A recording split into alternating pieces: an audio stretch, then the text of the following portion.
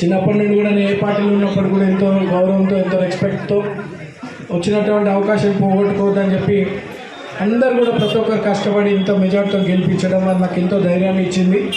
నిరంతరం మీ సేవలోనే ఉంటా. ఈరోజు చరిత్రలోనే లేని విధంగా, ఎందుకంటే గత 10 సంవత్సరాల్లో మన కాన్స్టిట్యున్సీలో ఎక్కడ కూడా జరగనటువంటి అభివృద్ధి మీ అందరికీ తెలుసు. ఎంత అరాచకాలు జరిగినాయో మీ అందరికీ తెలుసు. కానీ గెలిచినప్పటి నుండి కూడా నా మీద ఎంత నమ్మకం పబ్లిక్ పెట్టుకున్నారో ఆ విషయాల మీద, ఆ సమస్యల మీద మాట్లాడాలి, సమస్యలు కూడా శాశ్వత పరిష్కారం చేయాలని చెప్పి నిరంతరం చేస్తూ ఉన్నాం. మొట్టమొదట నాకు అసెంబ్లీలో అవకాశం వచ్చినప్పుడు మన కృష్ణానగర్ నాలా గురించి నేను మాట్లాడినా. మీ అందరు కృష్ణానగర్ నాలా గురించి మాట్లాడిన తర్వాత అధికారులు కూడా చాలా సీరియస్గానే ఉన్నారు దీని మీద. ఇదొకటి హైటెన్షన్ లైన్స్, ఎన్టీఆర్ గారి స్టాచ్యూ, ఇంకా ఇటువంటి మౌలిక సదుపాయాలు ఈరోజు దాదాపు 200 కోట్ల రూపాయలతో